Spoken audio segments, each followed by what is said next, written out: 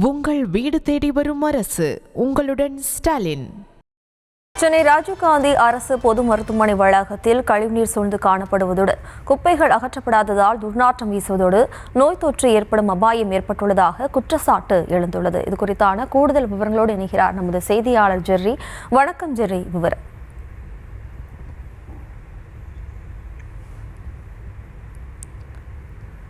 இது தொடர்பான கூடுதல் விவரங்களோடு இணைகிறார் நமது செய்தியாளர் ஜெர்ரி. வணக்கம் ஜெர்ரி, விவரம்.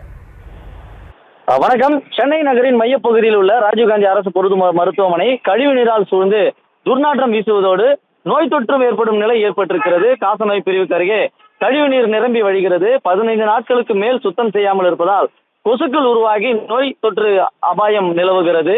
அதனைத் தொடர்ந்து குப்பை கிடங்கில் நிரம்பி வழியும் குப்பைகளை 15 நாட்களுக்கு மேல் ஆகியும் சுத்தம் செய்யாததால் அருகே இருக்கக்கூடிய காசநோய் பிரிவுக்கு செல்லக்கூடிய நோயாளிகள் மூக்கை மூடிக்கொண்டு செல்லக்கூடிய சூழல் நிலவுகிறது.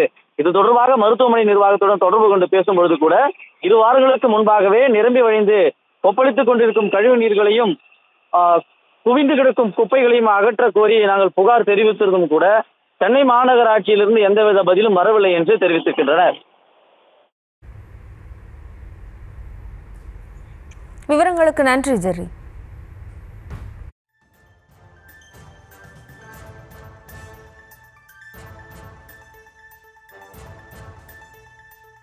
உங்கள் வீடு தேடி வரும் அரசு. உங்களுடன் ஸ்டாலின்.